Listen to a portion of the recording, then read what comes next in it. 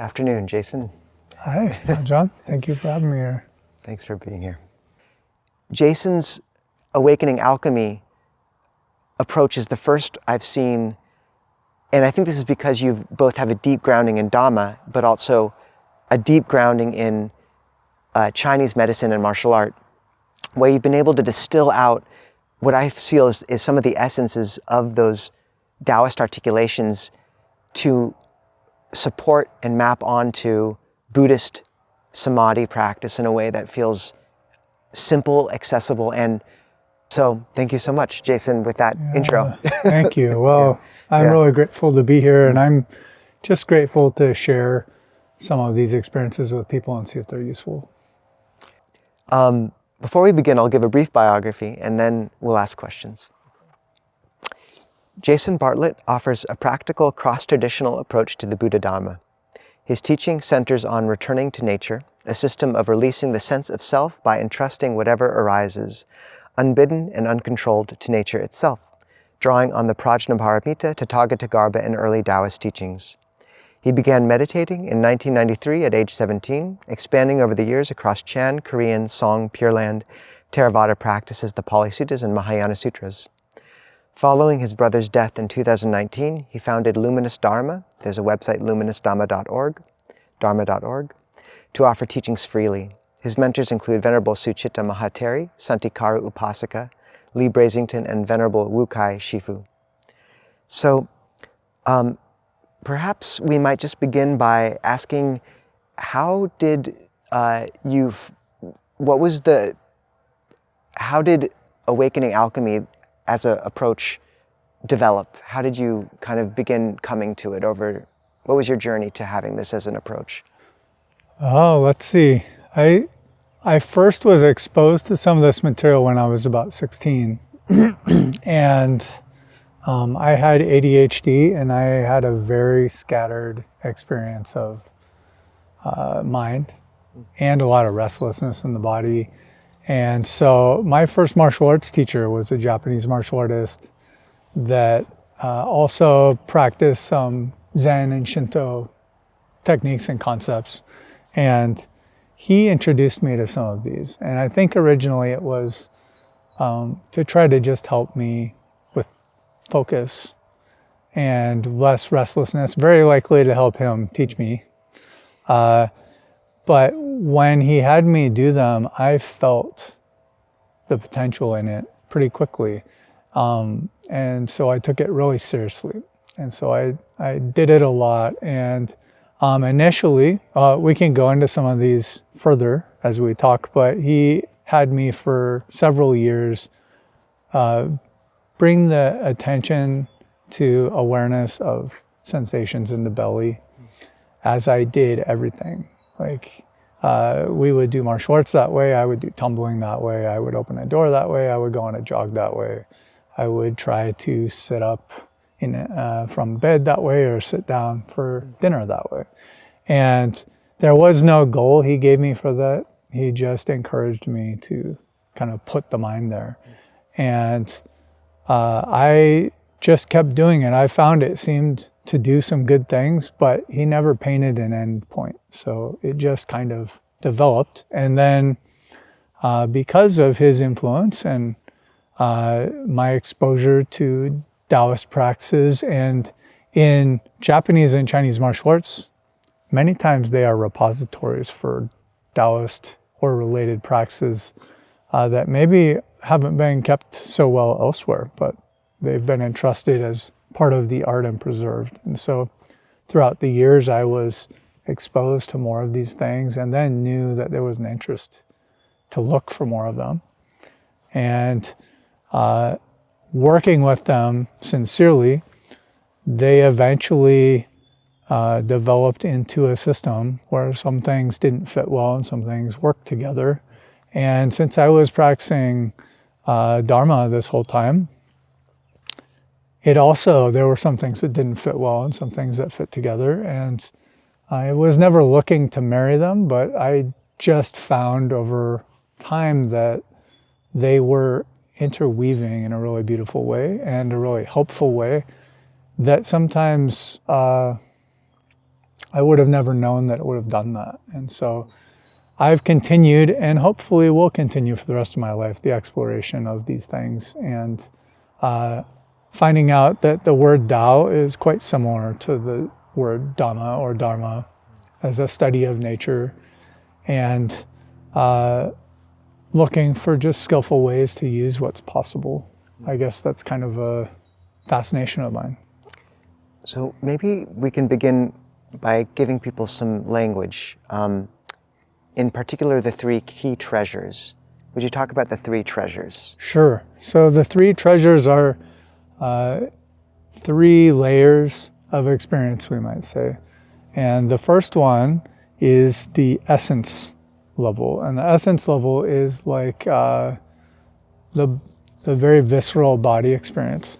It includes things like the bone marrow and the endocrine system and hormones and very physical, kind of sometimes wordless physical experiences would be in this layer. And then the second layer, qi, I keep that word in Chinese because I don't know of any one translation for it. But it has many, many, many different contexts. And I might just say that qi can marry the intangible with the tangible. So we can have body experiences, but also mental experiences or spiritual experiences, or energy, non-physical experiences could all fall under qi. And then the third layer is presence or spirit. And in essence, this layer is almost completely energetic or mental. And so these also end up being three facets of ways to experience. We can experience from a body-centric experience perspective. We can have an energetic, maybe somewhat emotional centric experience, and then we can have a consciousness, mental, very purely mental experience, or any mix of them. And I find those very useful, to kind of the way they can describe how we're working. And these aren't kind of abstract concepts. We'll work with exactly how to use this alchemy to refine them. And I found it very interesting, you talk about essence, jing. It's when someone's really burning through their essence, you'll see their hair begin to go a bit whiter. You'll find, and then fingernails, those kind of white bits of lack of nutriment. And I've heard you also map it on, it's just an interesting resonance, but the first satipatthana, foundation of mindfulness of the body. And I think it exists a bit more, we can invoke it a bit more in that lower realm of the body to some extent, and you can correct any of these things you see as wrong. Qi, a bit more interesting resonance with the second foundation of mindfulness, Vedanupasana. And also, this sort of flow of the breath body, it maps more onto the heart area. And then shen, spirit or essence. And this is, I think, what you talked about. You can see it shining out of the eyes of infants and also awakened practitioners. You see it shining out of their eyes, and it can invoke experience in others. And it's interesting for me to reflect, in the Anapanasati Sutta, or even the similes for jhana, you begin with, this ball of dry bath powder, you knead in the water, and sort of this chi and nourishment, piti, rapture. And over time, you get to the fourth jhana, where it's talked about as a person covered head to toe in a white sheet, so that no part of their body is not touched by that white sheet, similar to a purity of mindfulness. And I've always thought as shen, or similar to it. Is there some resonance in what I'm talking about, or would you refine any of those? I think there absolutely can be. Mm-hmm. I don't choose to give them hard definitions where I decide exactly where they begin or end, but I find if we orient to each one, they can be quite useful in helping us understand different ways we might have an experience or operate. And we might think of them as a spectrum from coarse to refined, or from coarse to subtle. And I think the jhanas are similar. They likely are a movement from coarse to subtle as we move from the piti primary and the first jhana to maybe more sukha and some piti, so some bliss with this rapture. And then from there, the rapture is no longer really a feature, and we have this equanimity and bliss. And then even the glow of the bliss, kind of the activity of it, leaves just this presence and equanimity. Would that evaporate into something else entirely? Thusness, I think you talk about? Yes, in my understanding and practice in both Buddhist and Taoist practices, this subtle, whatever the subtle end of the refined end of things is a near miss of suchness or emptiness or non-fabricated experiencing. And so when it gets so close to it, it's very relieving, and it's something the mind inclines towards. And after kind of remaining inclined and experiencing this type of experience for a while, it becomes evident that there's still some little bits of dukkha in this experience. There's some agenda or something being made or something that's being held that there may not even be words for it, but all we have to do is be willing to release those unnecessary elements.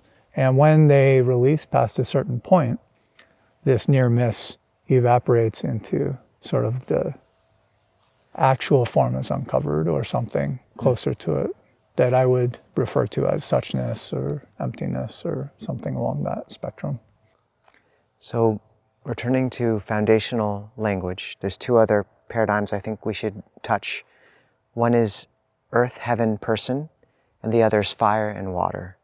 How would you map those onto the body or the practice? Those three, heaven, earth, person, we might just think of them as the earth is, in that analogy, what's left if life were to leave the body. So we have the actual the physicality, but nothing animating it. And then the heaven, we might call that which animates. And then when they combine, as a human, we call that person. And this is this real-time interaction between these. Sometimes there's more animating and less physicality. Sometimes there's a great deal of physicality and very little animating.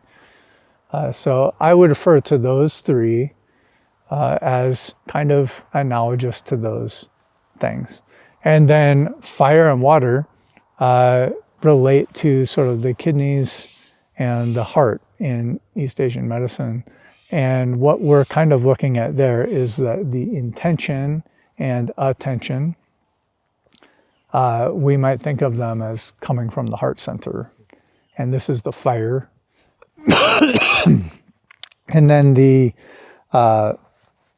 kidney and sort of sexual lower area of the body, the glandular and eliminating area of the body as well. This is the water. And in old Taoist concepts or ways of phrasing things, if the fire stays above the water, nothing really happens. The water stays water and the fire stays fire. But if we can get them to commingle in such a way that they don't put each other out or get rid of each other, then they can turn into a steam that sort of suffuses and changes things. And so this is to bring the heart center and its qualities of attending and placing, I guess, attending to experience or just feeling down in the water area of the body, which is the lower portion of the body, and allowing that feeling, and then in that area, whatever is felt, to commingle repeatedly. And this causes a sort of commingling of fire and water. So I think this actually moves us to kind of the practical practice, because what I found is, say someone wants to develop loving kindness or pleasure or piti or just meditative energy or something, you're right, if the fire's just remaining above the water, if attention's always placed in the heart, sometimes the fuel's just not there. It's just a sanya perception and it fades. But much of what the practice which you'll speak to is, first bringing attention, this, somewhat more fire-coated element to bear on the breath, calming, and then bringing it down, attention down to the lower dantian if you're male, or the heart dantian center if you're female, and allowing that to kind of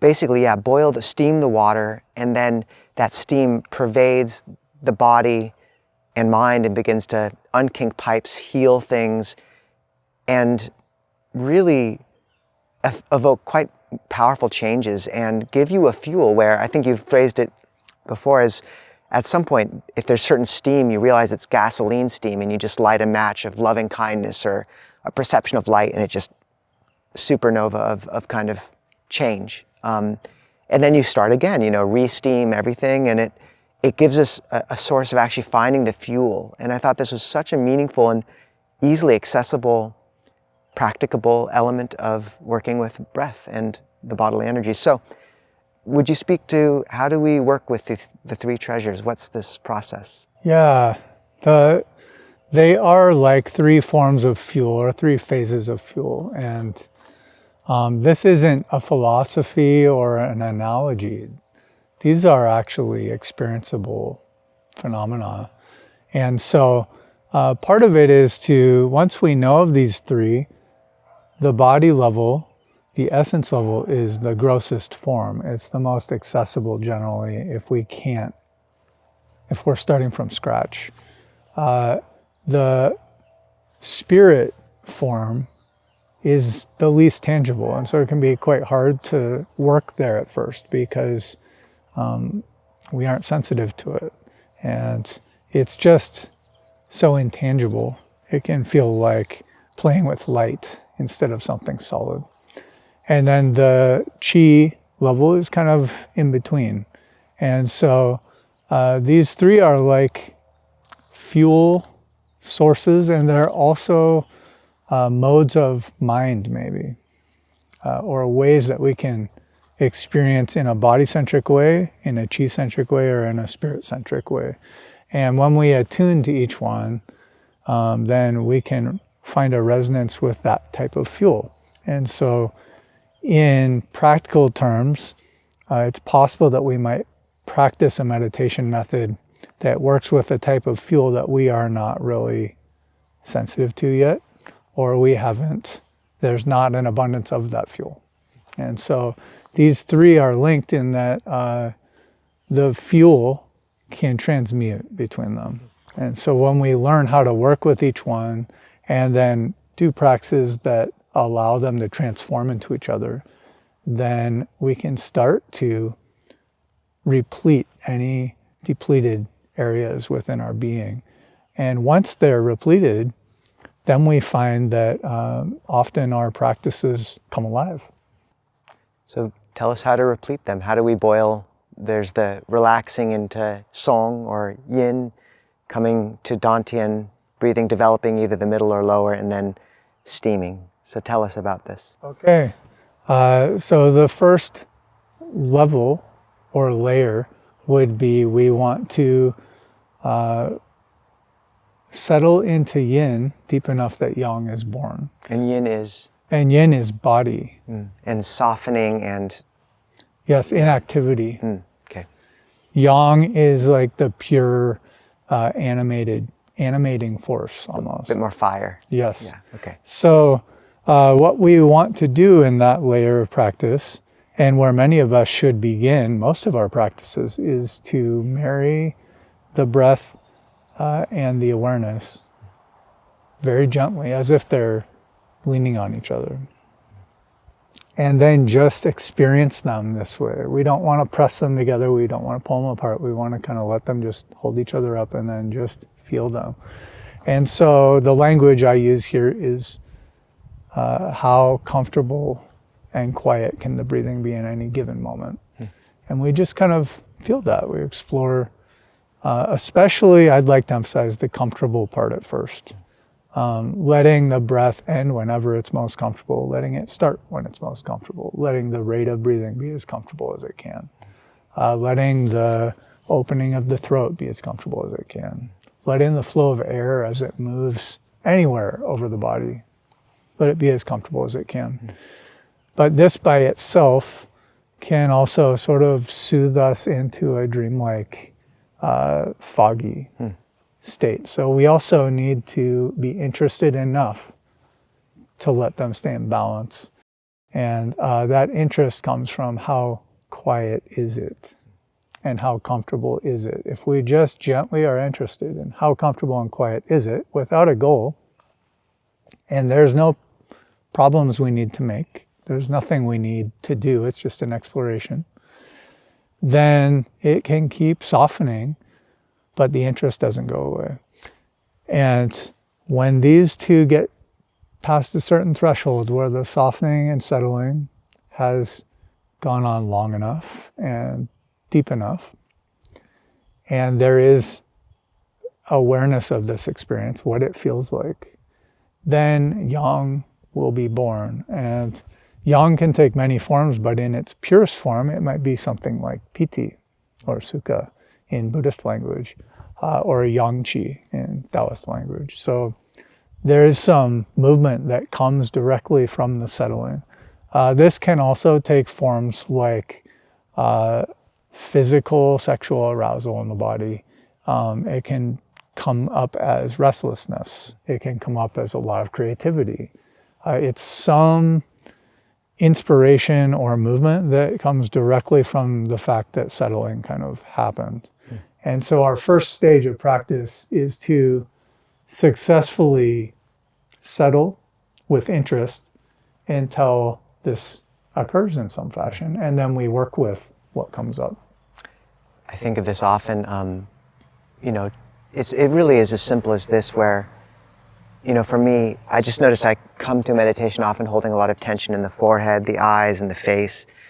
And if I just come to the breath and soften the tension again and again and let it kind of just let the mind drop to the breath again and again. I think of it as, I used to play violin, and when you're tuning the violin, you initially just, or even, we'll use a cello because that'll work better for later parts of the simile, but, you really want to let the wrist be fluid and just allow the bow to go back and forth and the breath really relaxed. And it's just the same note, but it's relaxed, but it's also you are listening to it.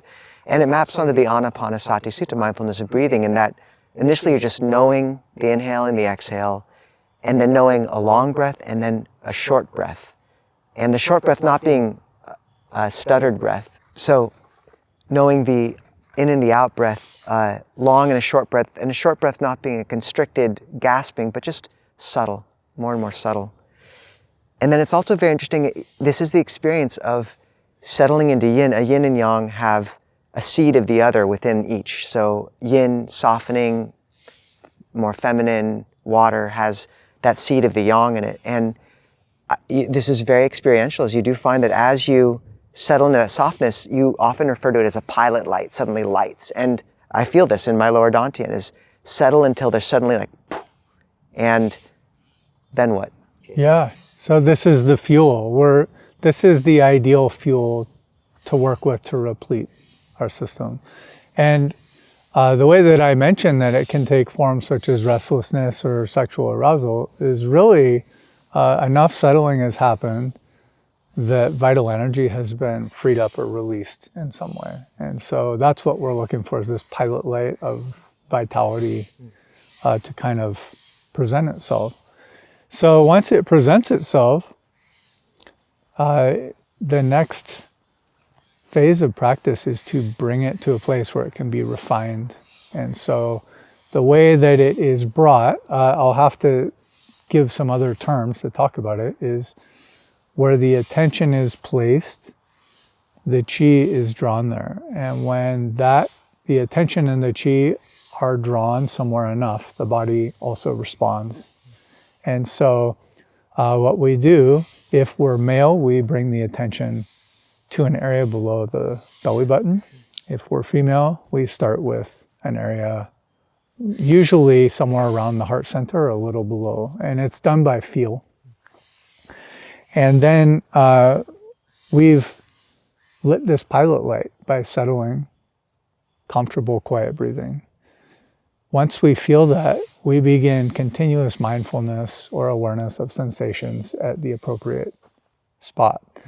And by doing that, the attention draws the energy there, and the energy draws the body response, and all of it somehow melts down this fuel into like a neutral form.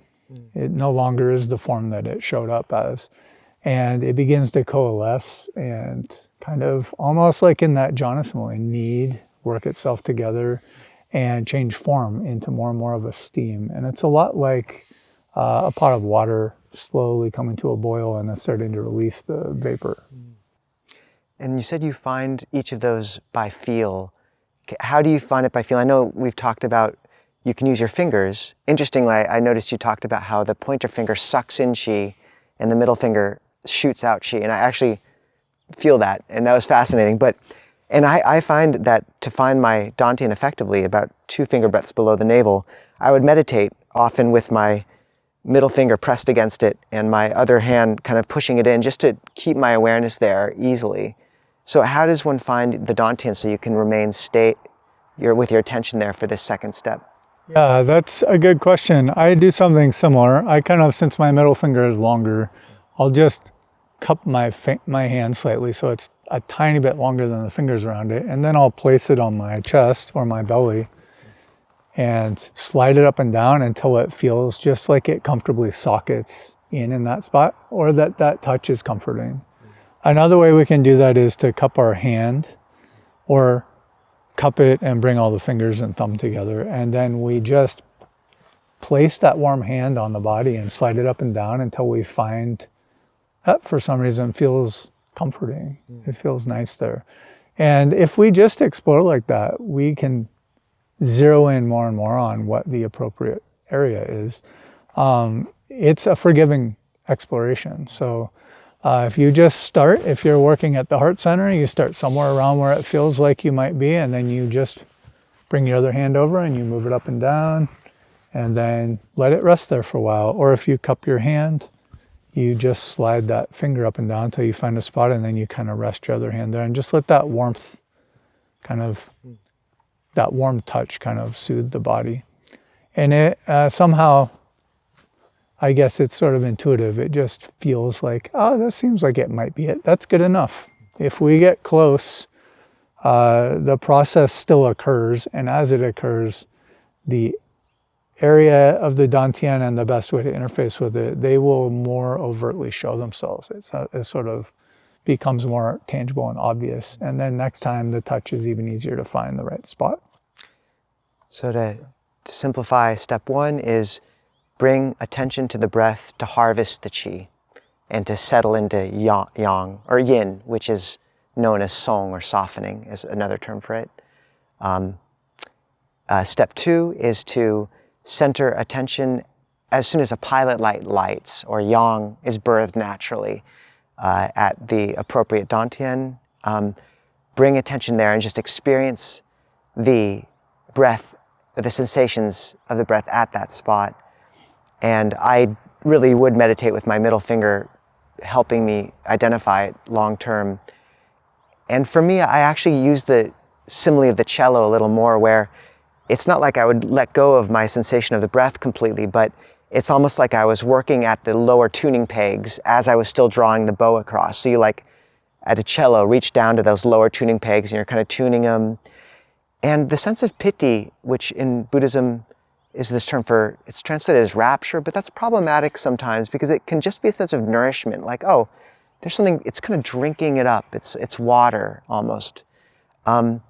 It's gentle, but it feels good. It's comforting, like you said, and it feels like something's kind of soaking in there. So first tell me if that maps on, and then I think some people will just have that question about the male and female difference. Why is that relevant, and how should people think about that? Sure. Yeah, that maps on.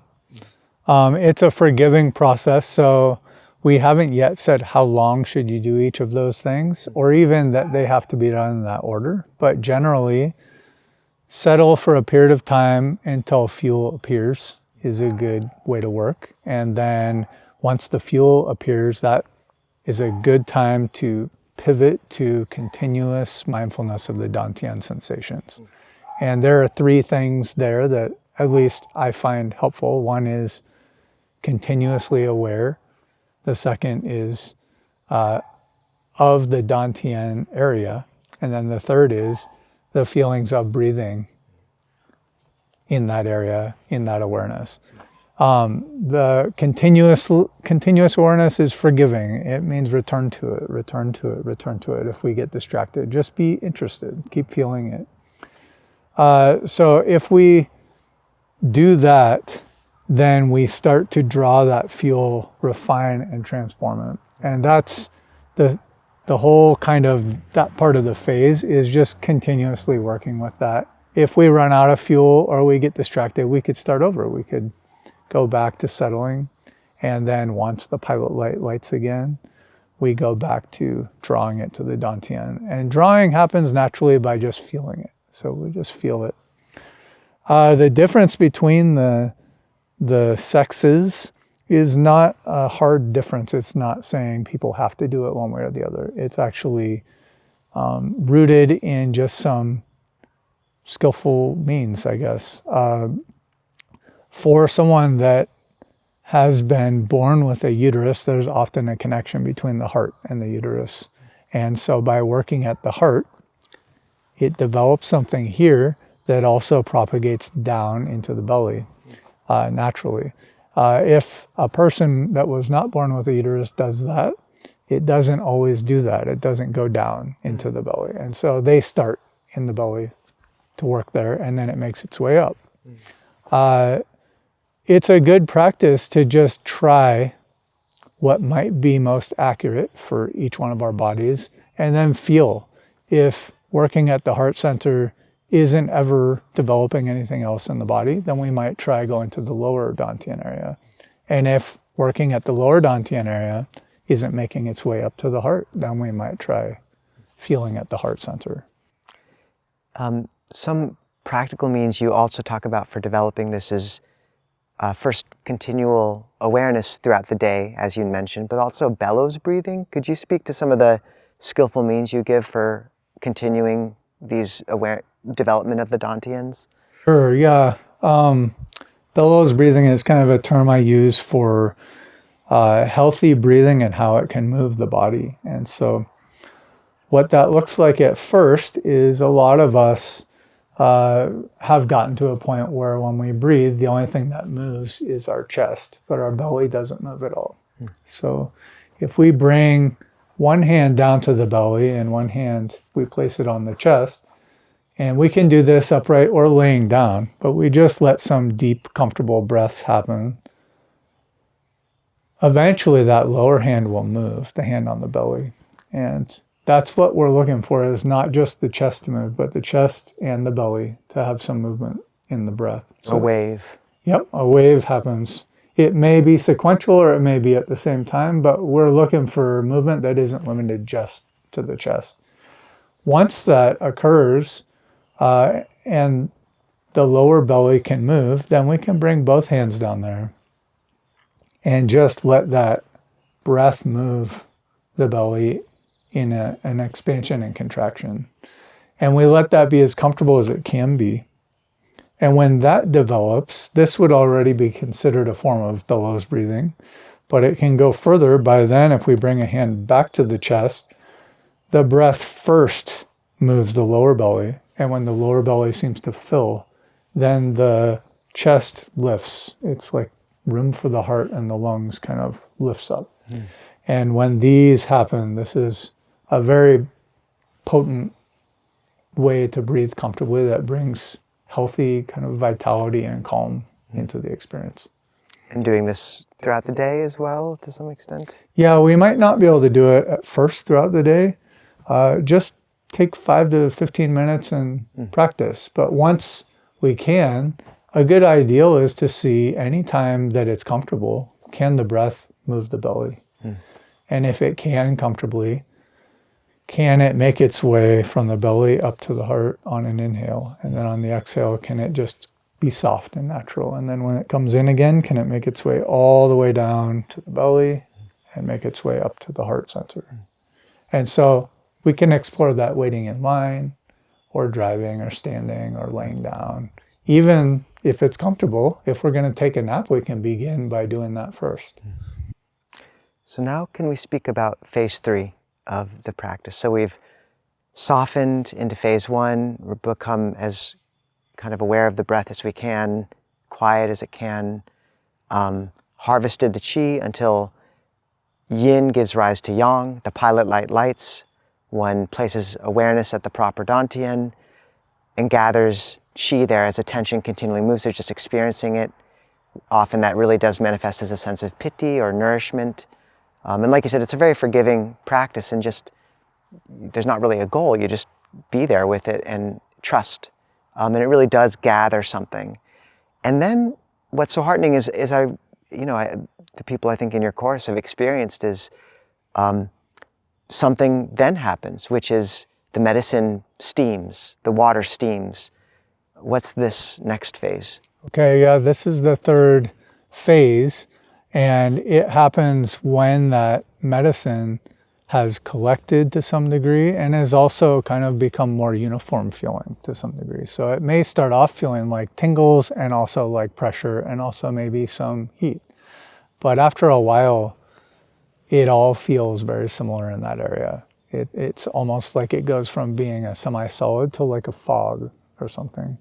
And then once that's more like that, we release any agenda. We just soften body and mind. We allow the body to be in this heaven, earth, person posture. So that means we let it be bottom heavy. And then we let the crown of the head stretch towards the sky gently.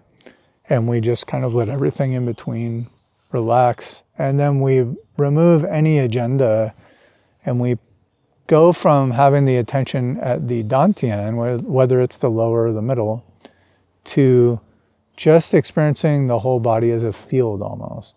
We don't fixate or foreground anything. We just kind of feel everywhere. And then the energy and the sensations that we were feeling will do things on their own. And the goal of this phase, or kind of the practice of this phase, is to let that happen, so that the body's natural systems use this fuel to replete it in whatever way it needs. And it tends to kind of warm and open and soften whatever needs that without us directing it in any way. So this is very interesting because, this sort of what they also call steaming the medicine or burning the medicine, where you brought that fire element down below the water, it's boiled the cauldron, and then it suddenly shoots up throughout the body. And for me, it's not just a uniform slow steaming up, it actually kind of rises very quickly to the top of the head, almost like the cello player suddenly moves to the top pegs and tunes them, and it has to kind of be there for a second and really rise, and then it kind of moves to a more fluid, uniform circulation around the body. And this maps quite well onto, descriptions of Kundalini awakening, where there's this sudden rise of energy up the spine, up to the top. And quite problematic, actually, sometimes, where it's a huge amount of energy rushing up to the head and can kind of blow the top off. What would you, apart from simply allowing that steam to circulate, do you have any other skillful means for how to hold that steaming period? Okay, let's see. I think the first thing that comes to mind is to feel the earth facet of heaven and earth. So we want to feel the descending. The whole body is settling in line with gravity. It's kind of settling continuously. And then we just have the crown of the head rising towards the sky. So a vast amount of the physical experience is this just almost like clothes hanging on a clothesline. And the more that we feel that, that will also draw the chi and the body's response downward. It will descend things. And the ideal kind of circulation model is like a fountain where it keeps using its water to pump it upwards, and then that same water falls downwards and is then circulated up again and again and again. So a mistake we can make is when we feel things come up, we start placing the attention there, we foreground that, and that starts to draw the chi up there and the body responds up there, and then there's not much circulation going on. There's just a collection going up. And this can present as headaches or pressures, all types of stuff, different sensations, some of them quite unpleasant, some of them just mildly problematic. But to work with that skillfully, we need to bring the attention down. And that way it draws things or opens things enough that they can descend naturally on their own and then come back up and then descend naturally on their own again and again. I find also this, sort of maps onto the microcosmic orbit a little bit, where that energy can come up the spine and then down the front channel. And one skillful means that we've talked about is called the magpie bridge, which we found out actually had this beautiful mythological framing in Chinese mythology, where I think it's a cowherd and a weaver girl fall in love and then are separated by the Milky Way, but it's separated somehow, but then once every year or something, the Milky Way allows them to meet and they touch. And as the energy comes up, it can get stuck in the head, but one skillful means is pressing the tongue gently to the roof of the mouth, just resting it there. And that allows that energy to actually not get stuck here, but to come down and circulate. And it's such a minor motion, and yet it was night and day for me when you just touch, to the point where now it's a natural response all the time, is I just keep it up there, very gently, but it makes a huge difference in completing that channel. And one sign of this being effective, beginning to salivate as well. So do you have anything to say about, the microcosmic orbit, that kind of channel or magpie bridge?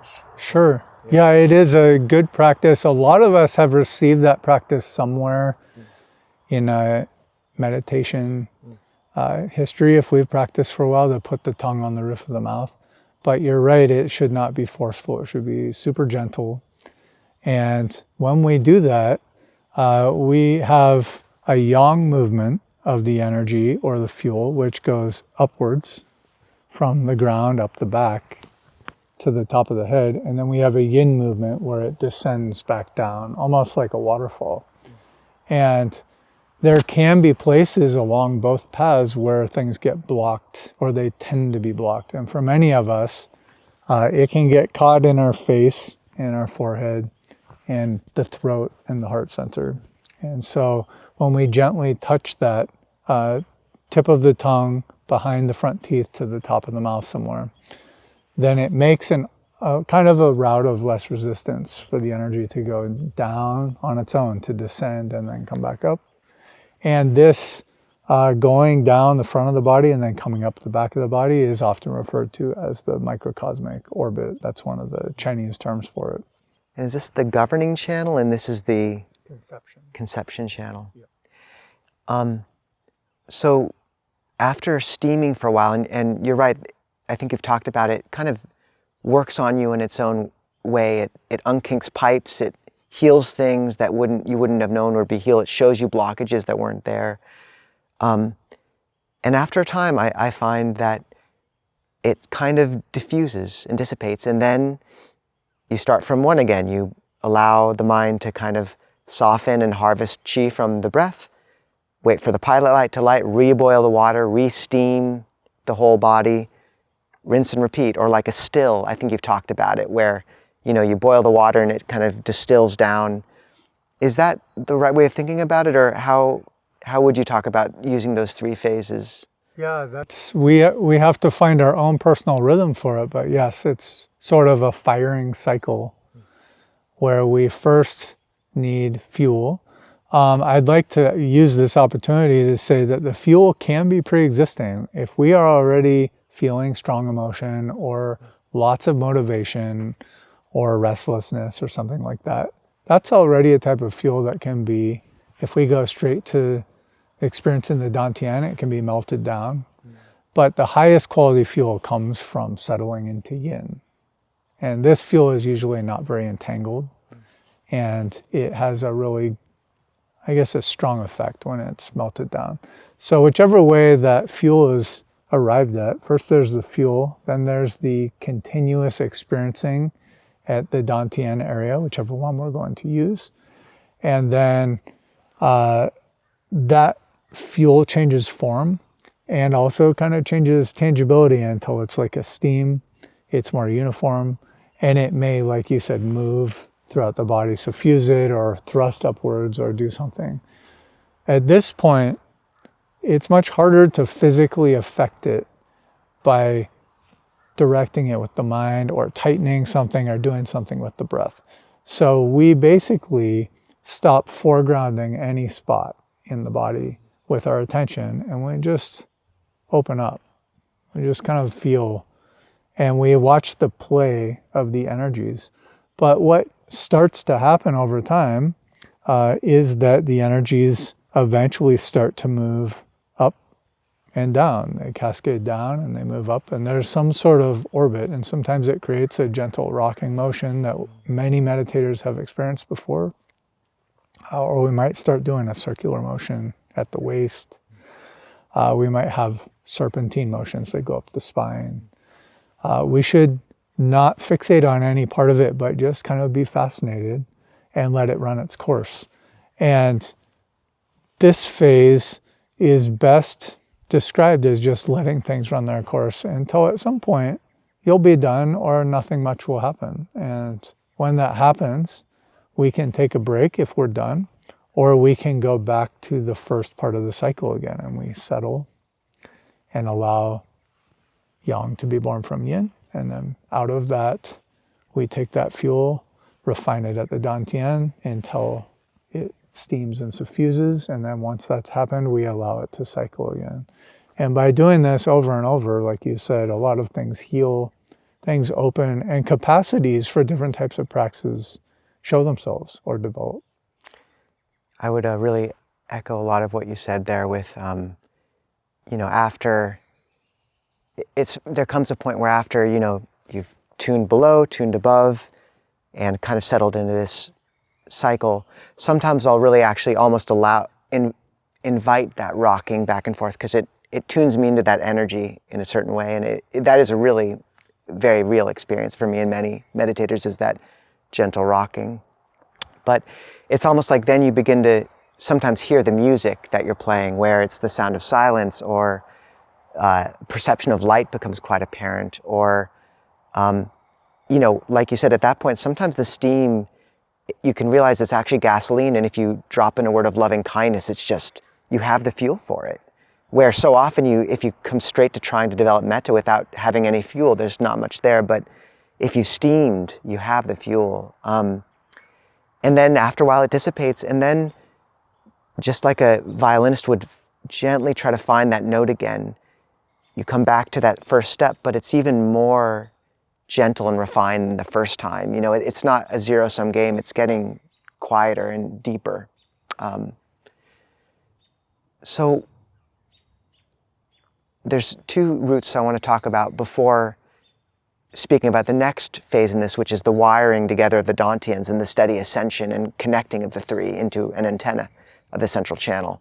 But one is, would you speak any more about daily life practice using the dantian awareness to draw in other moments of yang activation, more entangled ones like anger, and melting them down into new fuel rather than expressing them?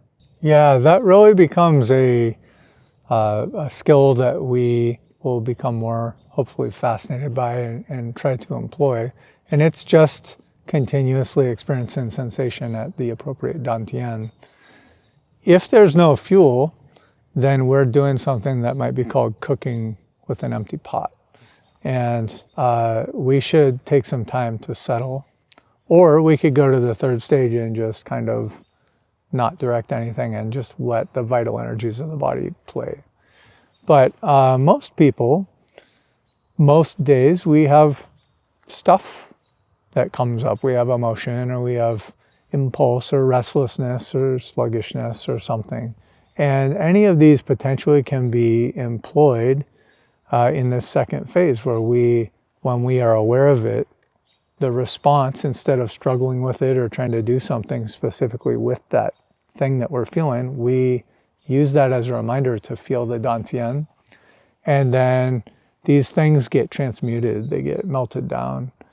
And the whole purpose, or a useful purpose of this process, is that as fuel is melted down, it then travels through the dantian system. And the lower dantian tends to handle more coarse fuel and more coarse experiences. And the central dantian often handles, or better handles, energetic and emotional things. And then the upper dantian often handles transcendent and very mental or spiritual experiences.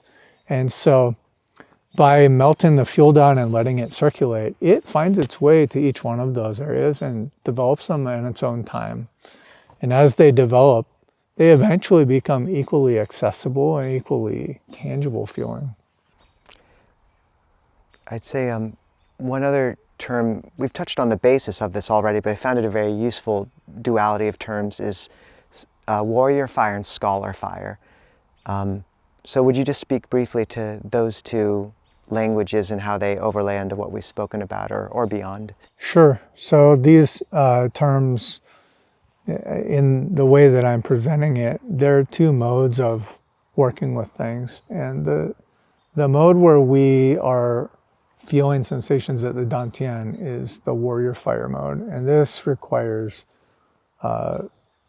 direction of the attention. So we place the attention on the dantian area, and then things may wish to draw the attention off of it, and we just return. We become very diligent about feeling there. Just feel there and let the fuel transform. And this becomes a way, as it develops, that we can deal with very difficult thoughts, emotions, memories, reactions within the body, etc. They can be melted down and transformed. And we can feel that happening as we work with it. So it's sort of like a willful way of working with it. The scholar fire approach is the third of the phases, where we allow the natural systems of the body to work and rebalance things completely on their own without any direction.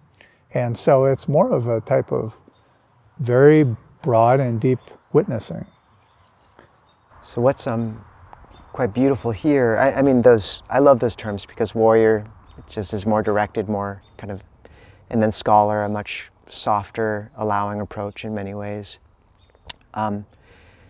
So after these three phases you've begun to work with them, something else happens. This isn't the end of the story, which is that the three centers, these dantians, begin to wire together. So would you speak to what one might experience as they begin to connect? Yeah, let's see. If we're working at the lower dantian, eventually we will feel things start to happen at the central dantian. And this would be sort of the heart or heart center area. And for many of us, if we have emotional guarding, or we have a history of needing to shut off our feelings or something along those lines, then there will be a sort of armor here in the center of the body. And by continuing to work at the lower part of the body, the plumbing is there already for it to spread up and develop the middle and upper parts of the body. So if we have an issue at the heart center and we normally work at the lower dantian, we don't abandon the lower dantian and focus at the heart center. We just, without any agenda, we just very diligently process the fuel in the lower body, and then it will work its way up and just kind of open. It sort of steams things open almost. It's like as if the obstructions were made of ice, and just being in this warm steam over and over, they melt down.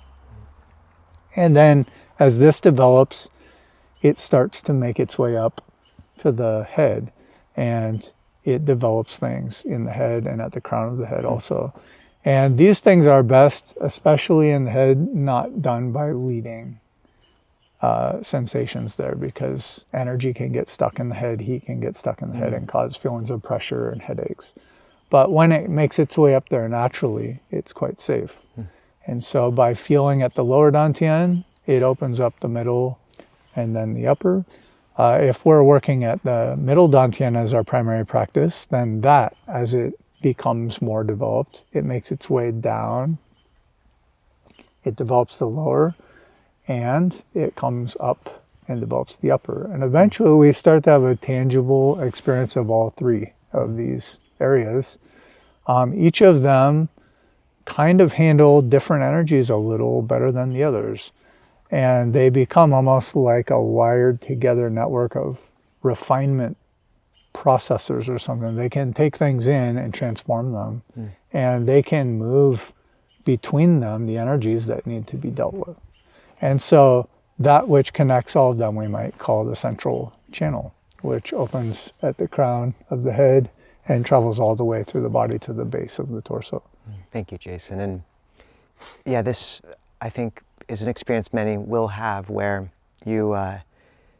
beginning, it really does feel nourishing and good to be at that lower dantian, but as you've gone through these 3 phases of harvesting the chi, boiling the water, steaming the medicine, again and again, awareness becomes buoyant and light, and you don't want to go down as much anymore. And suddenly the middle of the body becomes a lot more relevant, maybe touching on the head.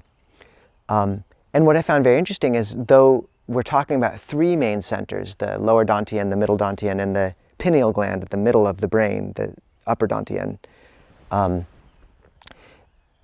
When you look at certain diagrams, which we'll probably overlay, where those, that's the seed of the dantian, but it actually begins to expand into a sort of a bubble filling out each chamber. And those chambers interlock. So you have a point around, maybe the diaphragm or so, where the middle dantian and the lower dantian are kind of meeting. And similarly with where the middle dantian and the upper dantian meet, you can point exactly where that is. But if you map on those intersecting points, it almost is a perfect alignment with the yogic chakras. And so what I also found is when you do just get an intuitive feel for what feels right, and one way I found of speaking about it is sticking with kind of the string metaphors of playing different chords. So for a long time I found that instead of moving, I didn't want to go to the lower dantian anymore. And similarly, all my attention to the heart didn't feel right, but somehow touching this place, that kind of intersecting point in the diaphragm, and then the sort of up in the upper spot of the upper half of that middle chamber, that was how I kind of began to invoke that middle dantian and connecting it again and again. And then after a time of that, you just keep invoking that, but the lowest the mind would want to go would be about here. And then after time, it began to open the upper dantian as well. And the mind would still go down every now and again, but much more briefly. Would you speak any more about the wiring together, or is that, and another really key element which I think we want to speak of is this small micro shift in posture, which is opening the heart by lifting the chest forward slightly, and it almost creates a tension cord connecting the lower and middle dantian and opens the pipe. And as with the magpie bridge, I found this micro movement unbelievably powerful for allowing those 2 dantians to wire together. So would you speak about any of that? Yes, that connection I've also found to be really potent. So to do that, we basically arrive at the ability to breathe in such a way that the lower belly expands on the in-breath. And then leaving that, able to do that, we sort of lift the heart center or lift the sternum so that it almost feels like it draws a cord or like a string between the middle and the lower body. And we leave a very light engagement there, just like the tongue resting on the roof of the mouth is lightly touching there's this light stretch. And this opens up like a communication channel for the energies to move easily between these areas. Also, it's just very common in our modern day that we don't leave enough room in the chest. We often kind of collapse the chest, bring the shoulders forward. And so when we lift it a little bit, it makes room for the heart and for the lungs and for the energies to kind of move. So I find that a really powerful, tiny postural thing. I usually tie that with the angle of the head. So I will lift the chest and drop the chin the same amount. And this also opens the back of the neck where it meets the skull, which is another place energies can get stuck. So if we kind of gently do that, not rigidly, but just create a gentle engaged stretch, this is sort of a helpful posture for working with these three. Then the energies themselves, at first, we should work at the dantian that is appropriate for us and let it sort of develop. I sometimes use the words of we want it to go through a sort of energetic puberty. So it needs to have a chance to really change how it's going to change. Stop. Thank you. So we need to give it a chance to change how it's going to change. But once it does that, each of the dantians go through a maturation process. And once they don't have to complete this, but once they have started to mature and become accessible, then that analogy you gave of almost playing chords with them is very accurate for me. We allow, by feel, the attention to foreground in whatever combination of the dantians the mind kind of inclines towards. And I use language of foregrounding and backgrounding to describe that. So the most predominant spot will be the foreground experience. Maybe that's the middle or the lower dantian. But it's possible that while that's the foreground, there are also light background experiences of the other dantians and maybe other parts of the body, and they're all being felt at the same time. And maybe the head will come in and be predominant for a bit, and then it may be almost completely absent from the equation as we feel the middle and the lower work together.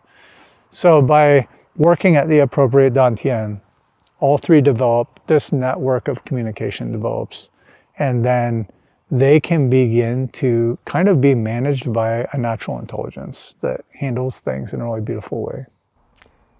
So does what you just talked about map onto the warrior fire step of focusing on the appropriate dantian, or the scholar fire of just where the steam naturally moves to, or sort of beyond any of those, and you just, what does it map onto any of those three phases, would you say? I think it can be both of the ones you described. So if we talk about the warrior fire phase when we're directing experience to a spot, it's possible that we'll be, let's say, feeling the lower dantian, and then the middle dantian will keep feeling that even though we're directing attention at the lower one.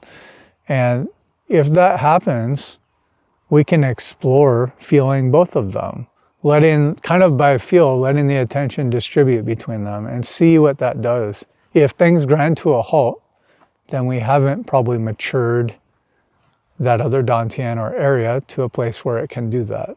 And we should go back to our root dantian that we practice with. But if it does work, then that means right now that's possible.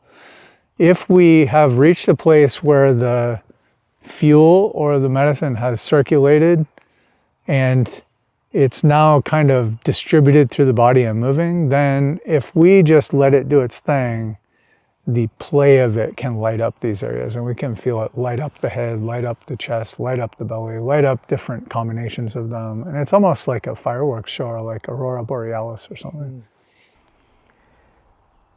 I think one thing we might speak about now is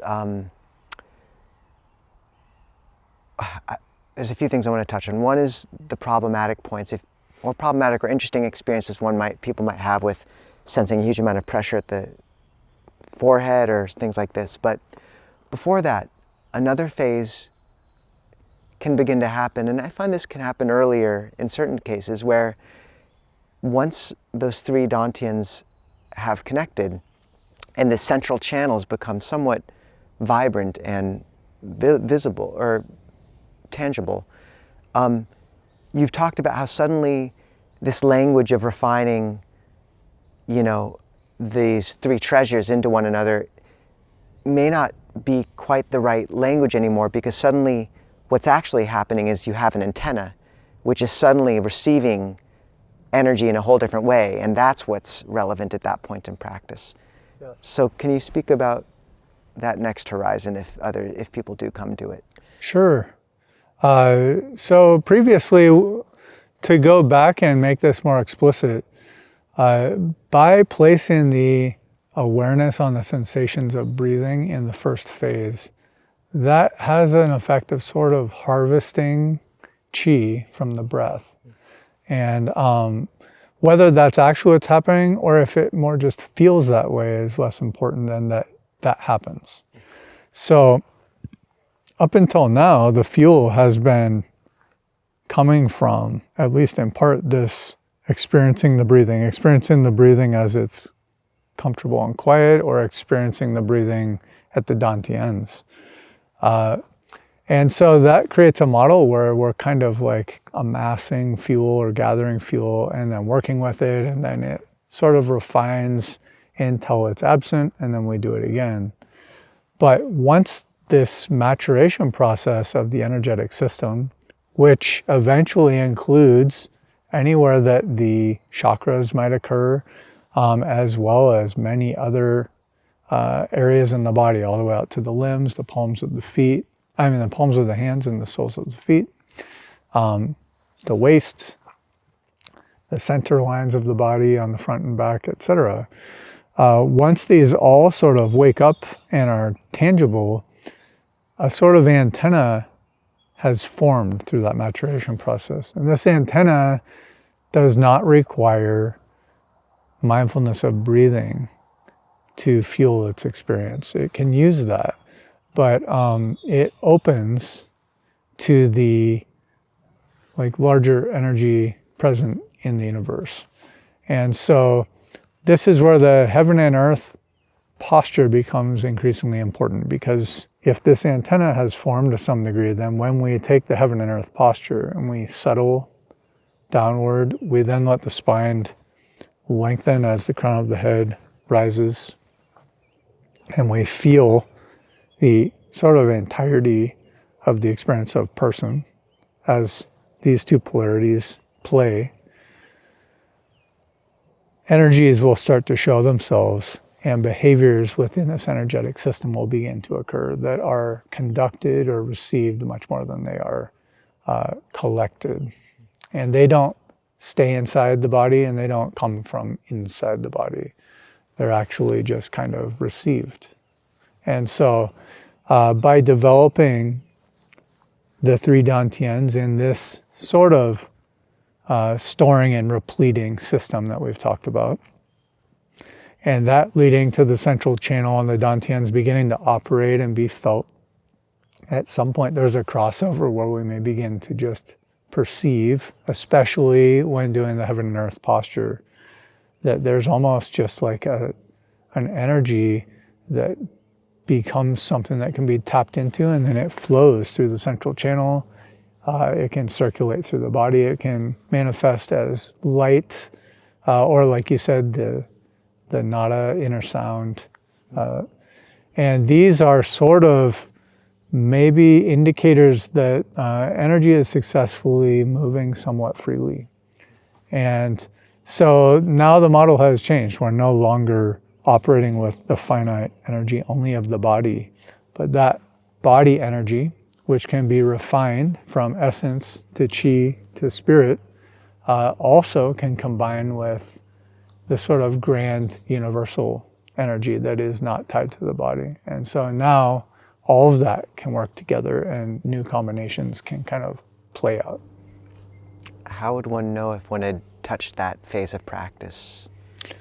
Often, for me, there's a very tangible sense that if the posture becomes correct, as soon as that alignment of heaven and earth happens, there's almost like a magnetic pull of the posture to where the alignment is. It's like aligning a satellite dish to a signal. Do you start to sway in that moment as well? Yes, you can rock forward and back, left and right. And just by feel like what feels right, what feels like a good upright posture, and then let it sort itself out. Like I'll do it right now. I'm rocking a little bit. I'll let a little spiral come in there, and then just feel what feels like correct upright right now. And then as the movement gets tinier and tinier, there is an energetic sensation that starts to course through the system. So Jason, would you keep talking about, well, so you spoke about some of these blockages that can form, and also about how when one steams with scholar fire, it can melt it like ice blocks would melt under repeated steaming. And one thing I'm also curious about is, as, you know, coming back to the paradigm of, away from the paradigm of steam,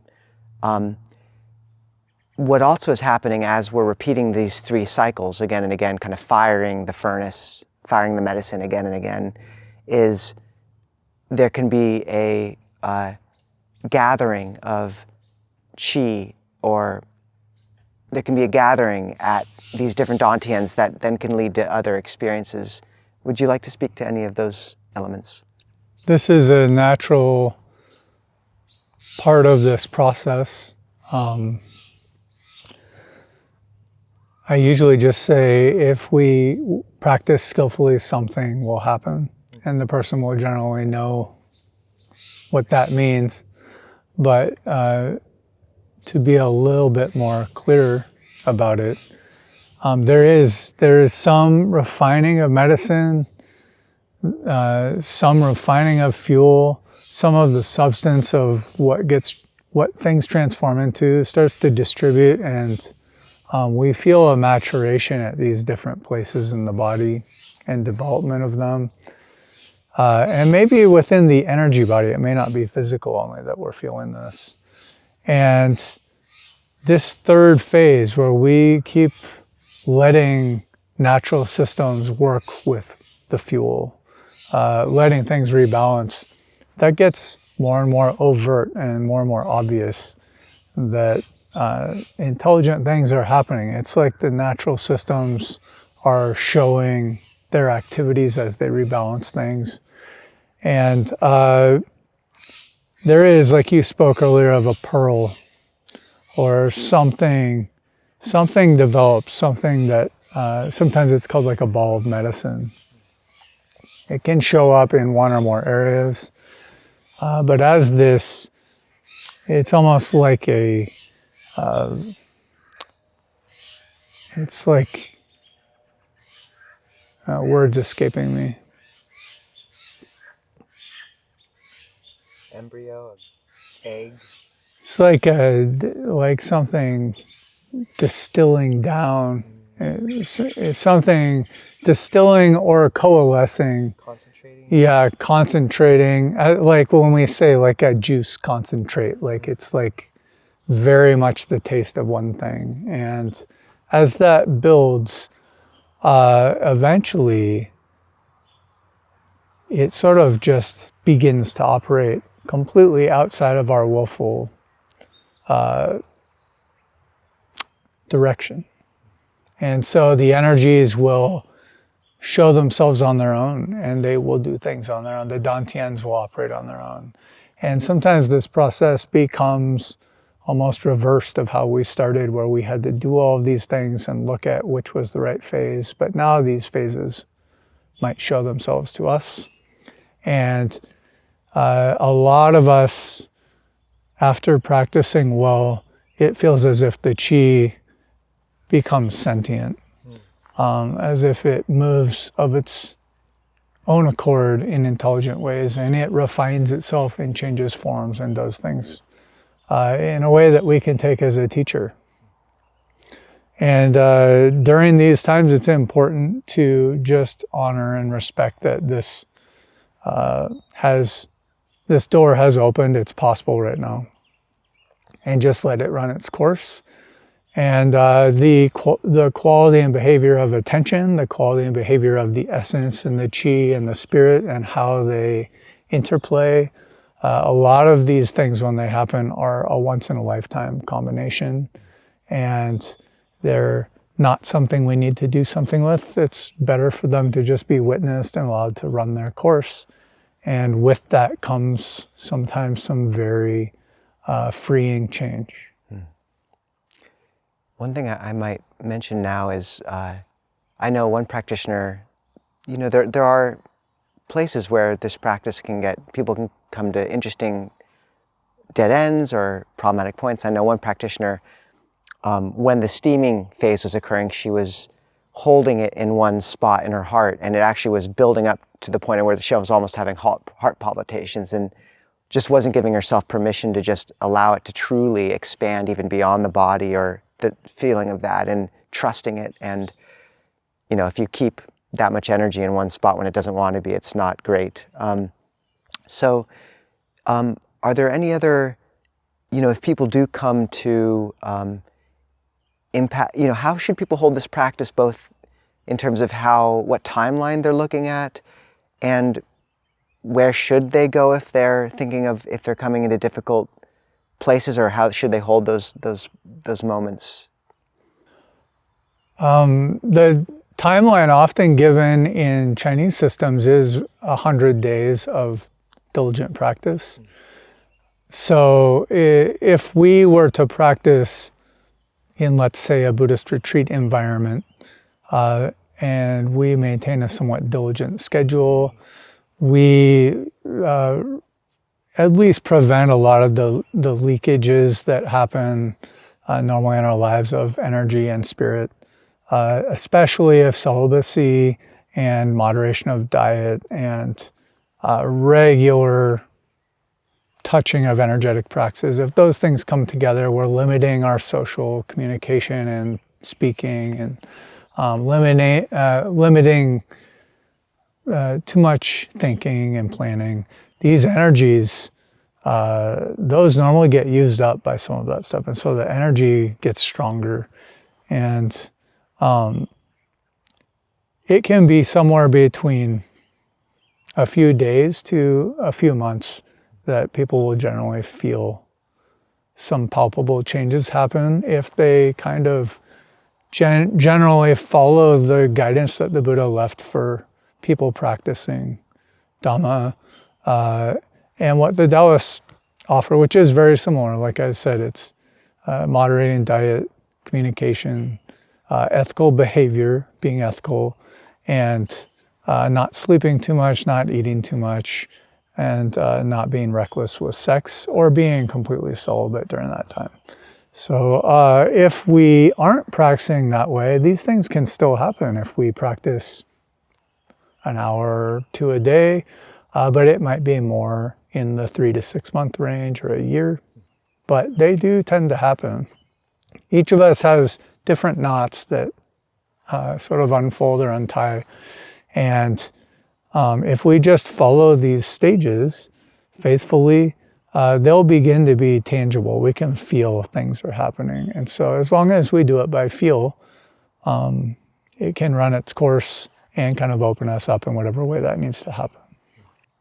I would say, these are good timelines. And interestingly, about 100 days is about 3 months, which is a Buddhist season, or close to a Buddhist season. It's a Buddhist rains retreat. And yet for the scope of these practices, I also know it's a lifetime of work in terms of their full scope, and something one doesn't have to rush. And if people come to impasses, there aren't a great deal of resources out there, or are there, where people can go for any sort of consultation or otherwise? Yeah, there are not a lot of great resources. At least there haven't been. That's part of why I try to help people with this stuff, is just because I'm trying to be something that was hard for me to find. In general, East Asian medicine is rooted in really healthy practices around this stuff, things that can correct imbalances. So a skilled acupuncturist or something related can potentially help. I meet with people and I'm happy to email or speak with people in person or through Zoom to help them if they have difficulties with that. And there are people in the Pacific Northwest that I've met that also work with things like this. Energy problems can happen in some other forms of Buddhism, and so there are some places where people have developed skillful ways of handling those things. In general, a good rule of thumb is bring the attention and the chi down. It will go up. Like emotions bring it up. When we get angry or we get scared or stirred up, we say that stirred up. Like it wants to come up. So we don't have to help it do that so much, but it really settling down. For most of us, settling is not an intuitive practice at first. It's difficult. So practicing feeling the sensations lower in the body, feeling the body settle, that can be really powerful to help offset anything that might build up. So we'll talk in a second about both how this maps on to Buddhist framing pretty much perfectly, in my opinion, Anapanasati, the jhanas, and eventually to awakening. So sneak preview. Before that, one thing we haven't done is, I found it very helpful, some of just the concrete, and we've got your framing right for your body now, practices before and after meditation. So in terms of activating the breathing with the gasping breathing, and then also the ending, coming to the relevant dantian to draw the energy there, and then the ending of the meditation massage. Would you sort of be able to demonstrate any of those bookends? Sure. So the breathing, if I'm recalling what you're speaking about correctly, we can start by... At the beginning of the meditation? Yeah, this is a practice you would use as a sort of preliminary. So you might start a practice with this. You blow out all of your air, and then you close your throat, and then you act as if you're trying to gasp for air, but you don't open your throat. And this will massage the ribs and the body. And then once, you don't want to push this uncomfortable, but just hold your breath for a comfortable amount of time and then let the air come back in. And I'll demonstrate that. So I'd blow all of my air out.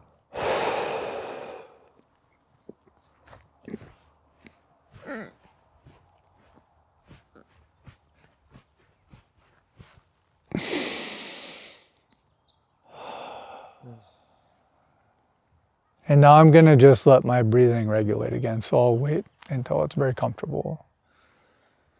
But if we do that 1 to 3 times, 3 cycles of that before we practice, this can be really powerful to help warm up for breath meditation practices. It opens up all these muscles between the ribs and the tissues and the diaphragm. And as long as we don't do this to like discomfort or to cause anxiety, it's pretty safe to do. So that's the kind of gasping breathing.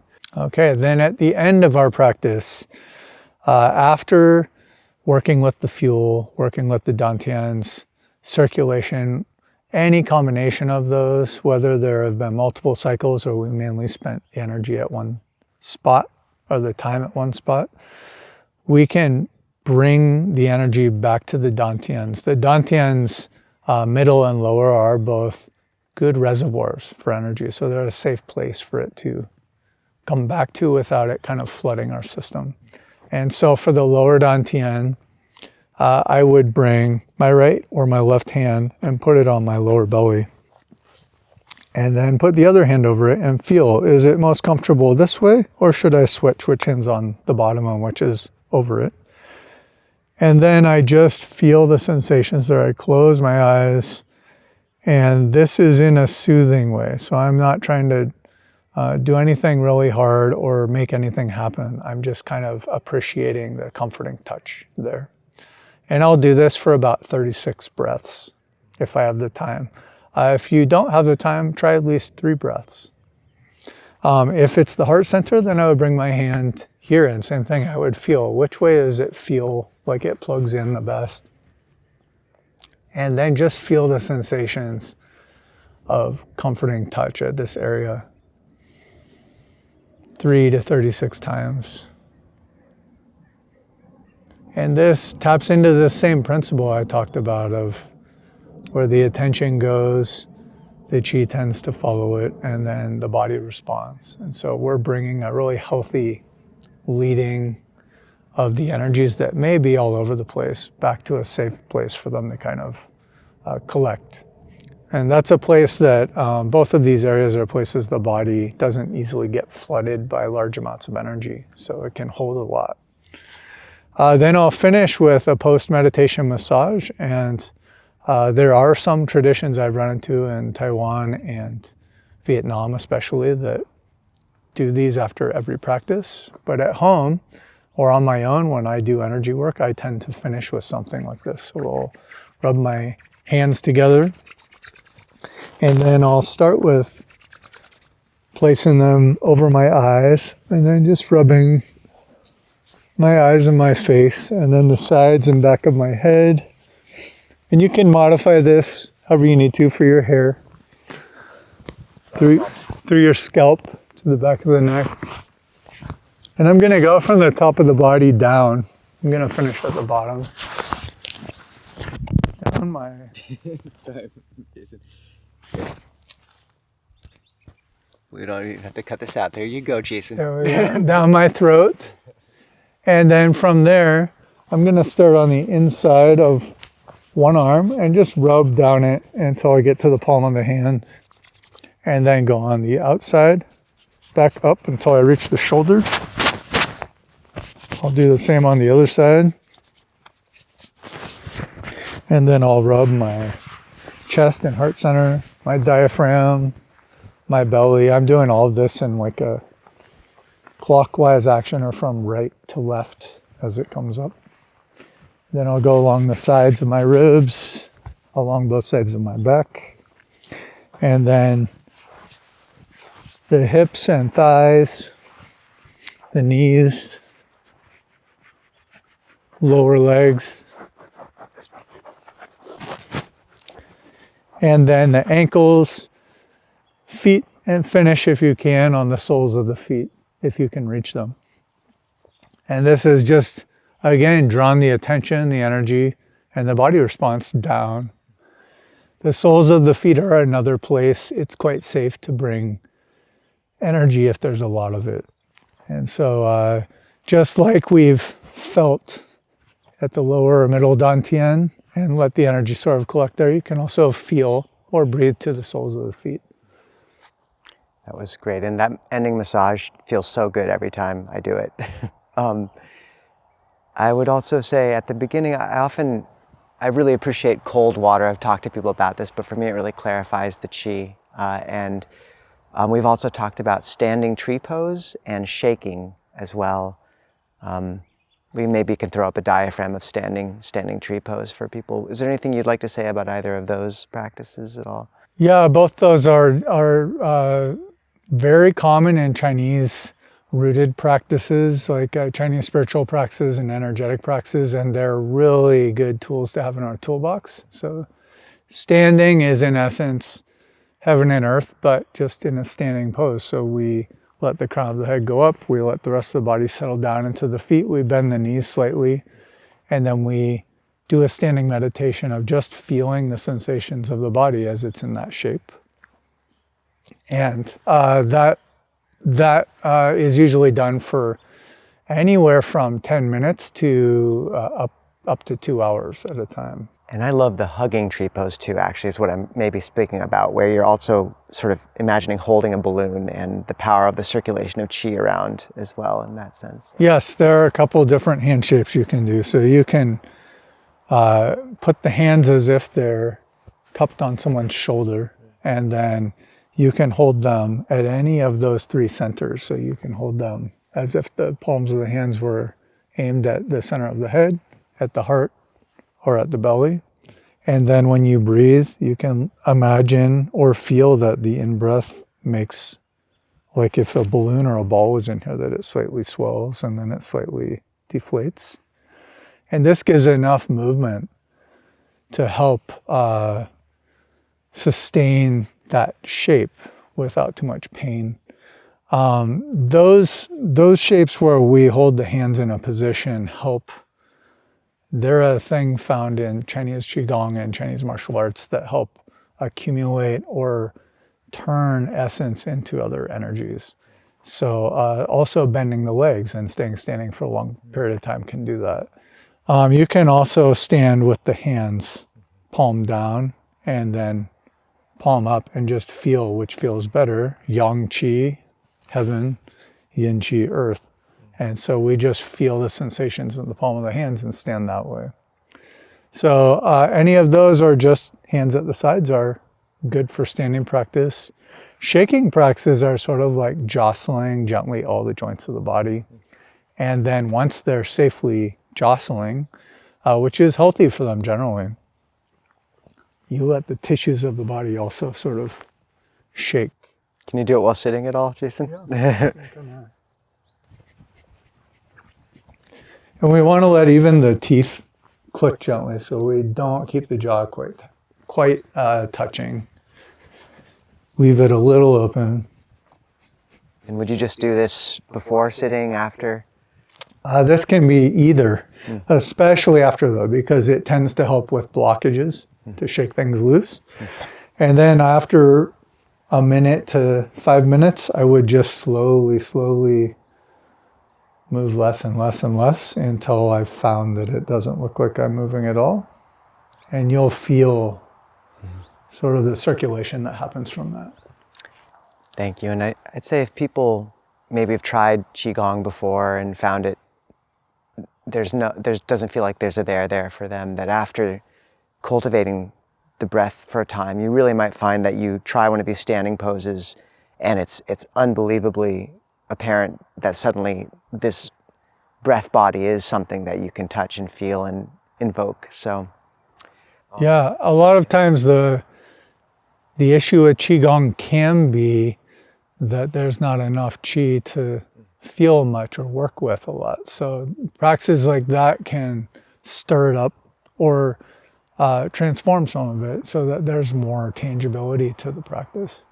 And before going into the Anapanasati jhana and awakening, we spoke briefly about how there's not enough Qi built up, and we also spoke about the importance of keeping leakages from happening. So what is the importance of sila in terms of not having the bottom drop out of that cauldron and just constantly leaking the fuel? Where does that, how should people be restraining themselves in daily life to make these practices bear fruit? And in general, it's very simple.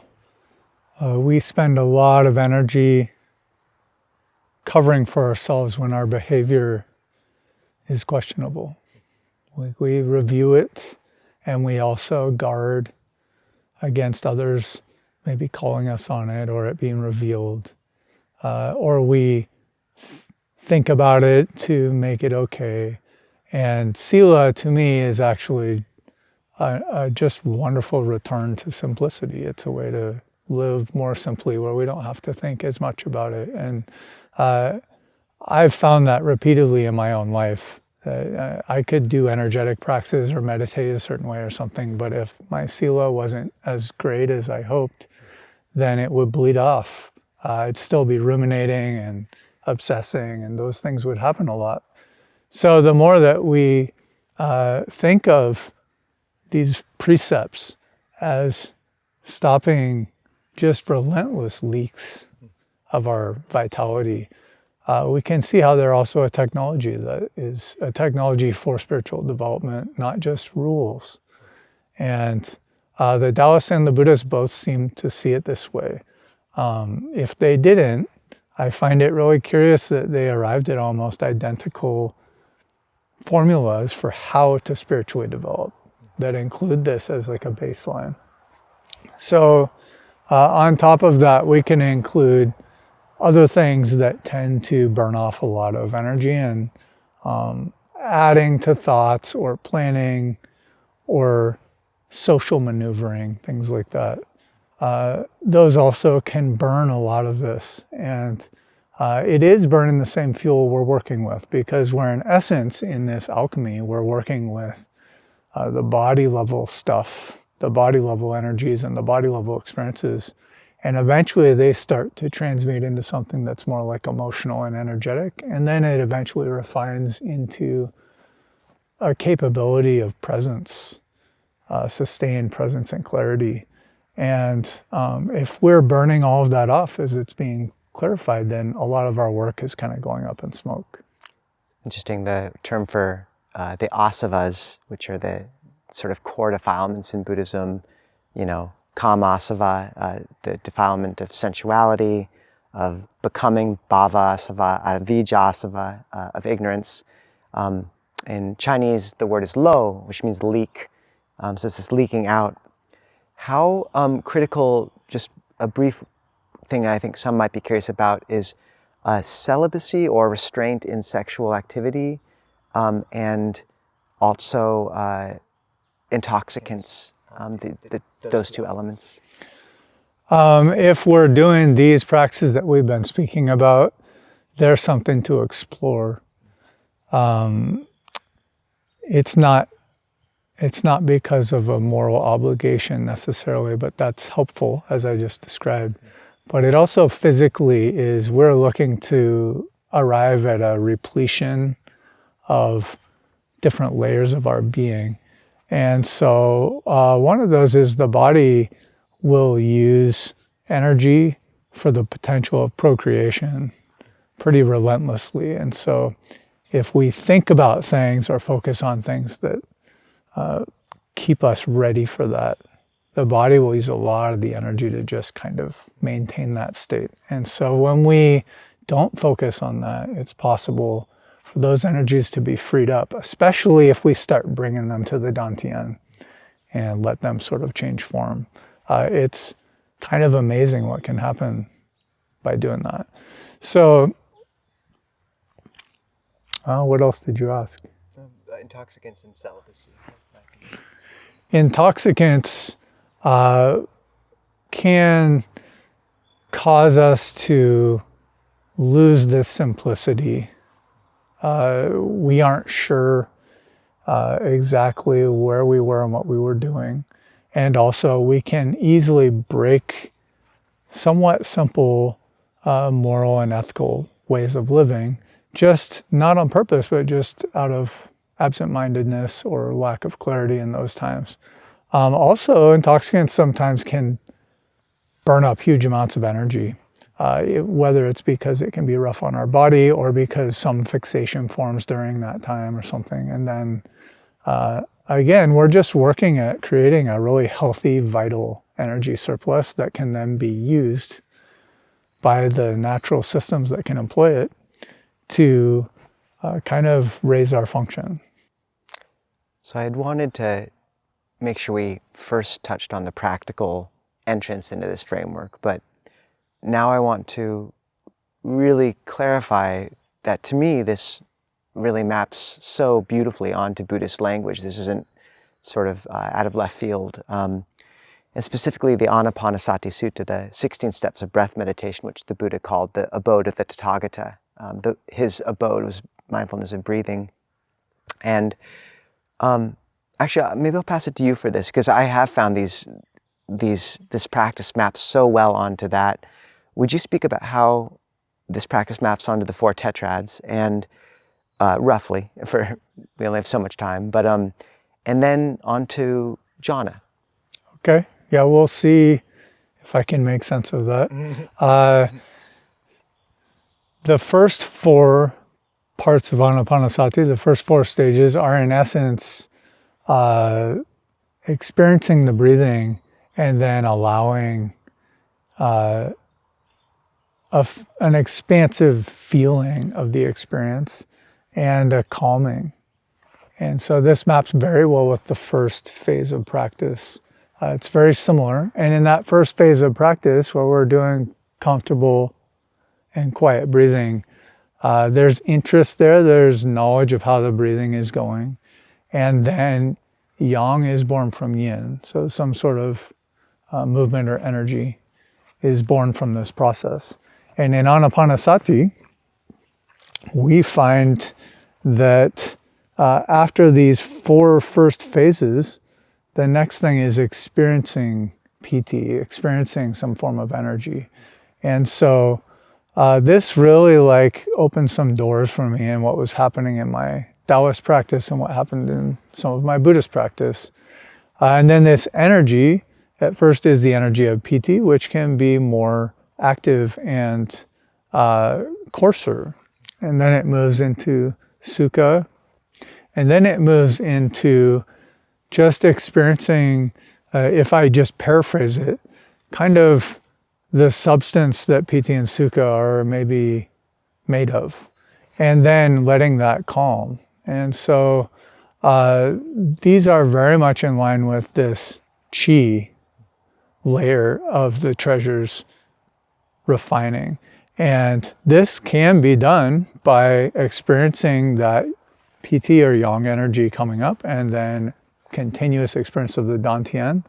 And this is exactly what we find happens. It changes forms, it becomes less coarse, more refined, and it eventually calms and kind of unifies. And then from there, the third tetrad in Anapanasati is about mind states and uplifting mind, etc. This corresponds quite well with spirit, the third of the treasures. And as we get closer to clear spirit, which in Anapanasati might be called like released citta, this can be done by allowing this process to run its course and sort of untangle and sort things out as we let things circulate. So this is the third phase of the practice. So they seem quite different in what they look like, but their function actually ends up being quite similar. The fourth tetrad in Anapanasati, I think, fits well in both. This is the exploration of liberating perspectives and how they then affect the being that has been released in body, feeling tone, and citta in Buddhist language, or if we went to Taoist language, we could say essence, chi, and spirit. As these have been released, now we attend to a liberating perspective, and then it can propagate and sort of bring liberating change to the system because there's a lot less resistance and there's a lot more clarity and it carries a lot of impact. In both, there's a place within each way of approaching this where we can have the fabricated kind of system of what we're doing become so natural that it almost evaporates and leaves behind just healthy, natural being.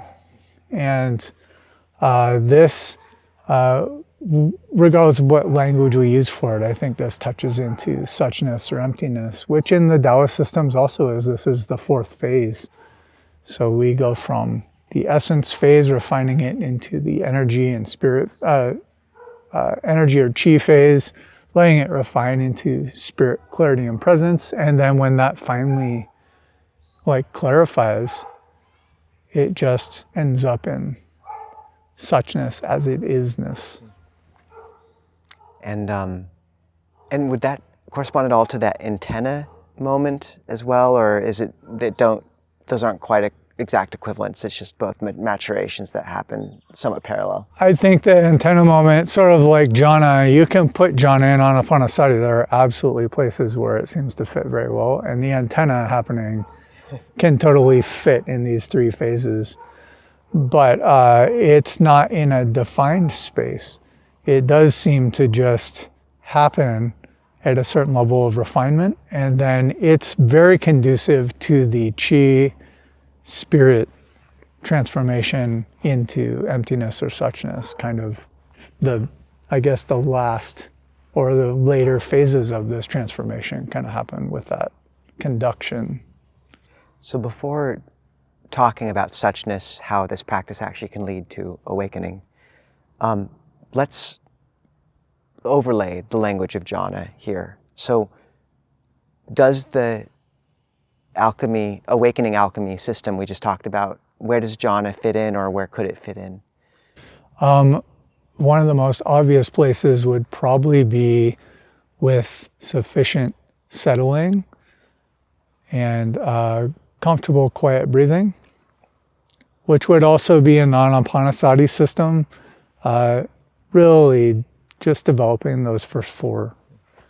When that happens past a certain point, piti, or what in Taoist language might be referred to as yang qi, shows itself. And if that's allowed to just show itself and nothing is done about it, it begins to just kind of happen all around and through and to suffuse the experience. And this could be taken as a form of first jhana. Once piti is there, or a coarser form of yang qi is there, if it is allowed to happen, and the natural systems that kind of handle it, experience it and work with it, it gets wearying in its first coarsest manifestation. And so it naturally sort of refines. And this is the movement from first to second jhana, potentially. After it refines further, it gets into sort of an afterglow that has a lot of clarity with it. And it's much less activity-based. It feels more like light than it does like raindrops or something. And so as that happens, we would be talking about something like third jhana if we're using the sutta kind of language for them. And then eventually even that afterglow starts to just open into luminous clarity and equanimity. And this is when the qi really starts to freely change form, circulate freely, and there's not much sensation of needing to do anything. It just starts to just kind of operate. And this will be fourth jhana, the entry to it. And then where these go from there, fourth jhana, or if you want to look at it as this very clear, clean circulation of the energies, and that which circulates them, those energetic centers and our pathways and meridians. Eventually that sort of becomes arbitrary to even think of it in that fashion. It just is. It's just happening, and it's a natural unfolding. And this is sort of how jhana can lead into something that's not fabricated. It's very close. It's so low maintenance, it's so simple, and it's so nourishing that the mind and body can feel like they get enough. They start to feel okay or satiated. And when they are satiated, that craving and clinging energy just doesn't make sense. It kind of feels like an extra thing, and it can kind of just release on its own. And then what's left is something that was uncovered. It's not something that's made, but it's just been there, but hasn't been available. Thank you. I know that the Buddha spoke about the jhanas as the footprints of the Tathagata, like a footprints of an elephant, because they're so powerfully close, as you said, to awakening. And there's also a wonderful sutta called the Pasadika Sutta, where the Buddha says, mendicants, if sectarians say, you are addicted to jhana, you should say, yes, we are addicted to jhana, because there are 4 effects that result from practicing jhana: stream entry, once return, non-return, arhatship. And just to reorient people, because I think that mapping onto Anapanasati could have lost some people, but it's quite an amazing overlay. And the first 4 steps, what we call the first tetrad, knowing the breath, short, long, becoming sensitive to the whole body, and then calming the body. And that really mapping so well onto that first phase of song, softening, gently quieting the breathing. And then the second tetrad, the second 4 of experiencing piti, rapture, but also piti comes from the word pis, which means root, which means kind of to nourish, to drink. And that sense of just a sense of like well-being kind of soaking in slowly at the relevant dantian in that second phase where the pilot light's been lit, and you just sense this kind of welling up. And the similes the Buddha gives in jhanas of a lake, a cool lake with water just cool water coming in from a spring down below until the whole lake is pervaded by that cool water. Even so, a practitioner pervades this body with the pleasure and rapture born of seclusion or of concentration for the second jhana. And then, once the mind is really pervaded out, there's this sense of satiation, of sukha, calming of citta sankhara, and of mental activity. And then this third tetrad of sensitizing to the mind, brightening the mind, calming the mind, and just that overlaying so well onto shen, spirit, and all this. Not a perfect overlay with the third, but that, like you said, the steady refining of the treasures. And then, interestingly, as you motion to the fourth, where contemplating impermanence, contemplating cessation, dispassion, relinquishment in slightly different order, but just releasing the conditioned elements again and again until suchness, tathata. And I think you've talked about it in some ways as it seems like drawing legs on, like after a time, any of these practices or volition feel a bit like drawing legs on a snake, is a Taoist way of framing it, which I loved. Would you have any more responses to all that? Or refinements? I think the jhana similes may potentially subtly point at some of these body experiences. I don't want to say they do, but I just hold that it's possible. So this first jhana simile of like a ball of soap flakes and then the water's kneaded in and kind of the whole thing is worked until it's suffused with this soap and water mix. This is like feeling the sensations of fuel all through the body.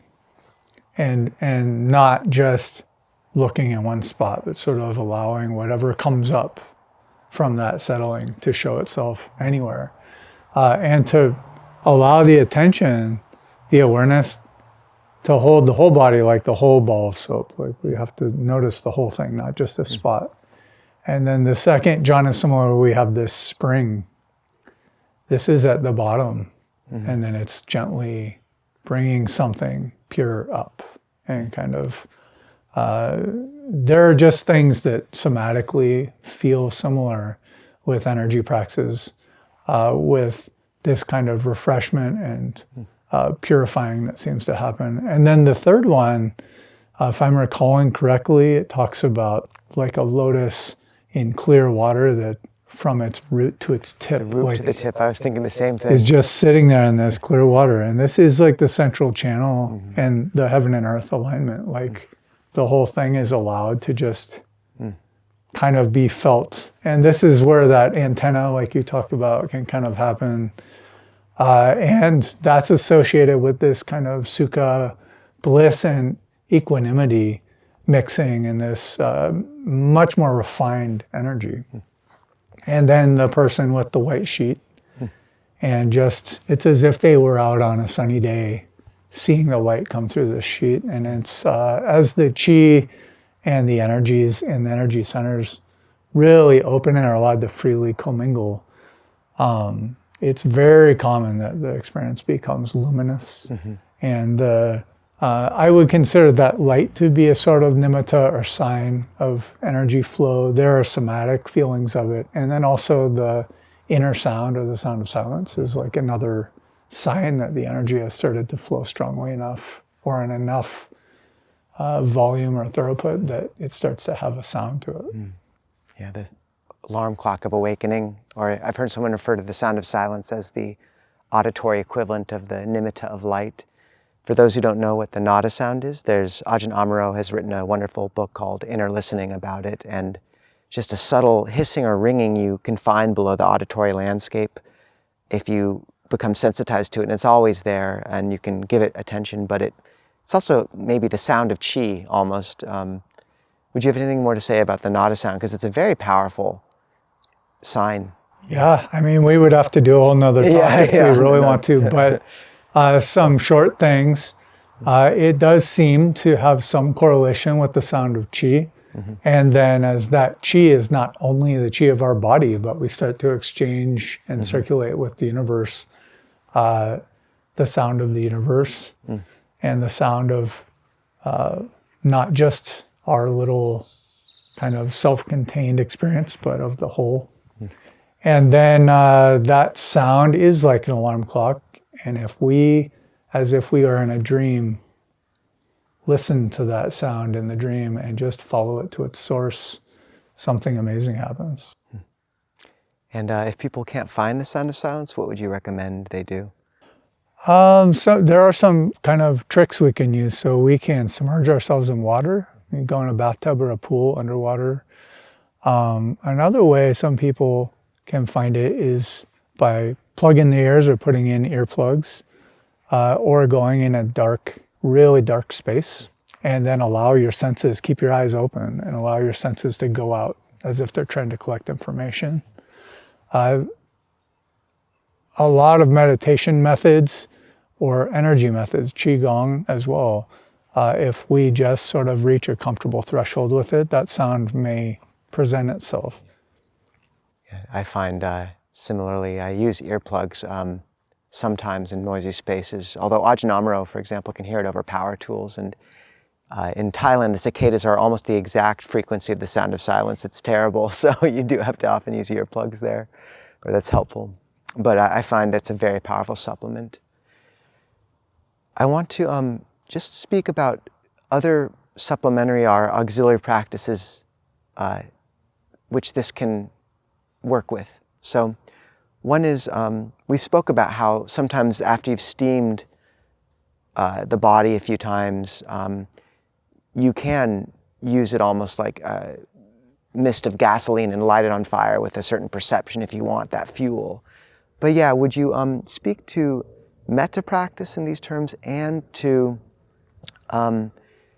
recollection of the Buddha, if either of those fit in here at all? Okay. In